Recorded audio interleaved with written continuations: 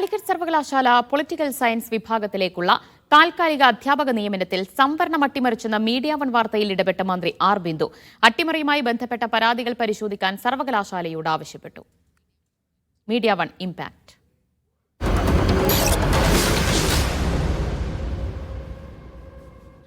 Calicut university political science പഠന വകുപ്പിലെ താൽക്കാലിക അധ്യാപക നിയമനത്തിൽ സംവരണം അട്ടിമറിച്ചെന്ന വാർത്ത മീഡിയ വൺ പുറത്തുവിട്ടിരുന്നു. ഈ വാർത്തയിലാണ് ഉന്നത വിദ്യാഭ്യാസ മന്ത്രിയുടെ ഇടപെടൽ.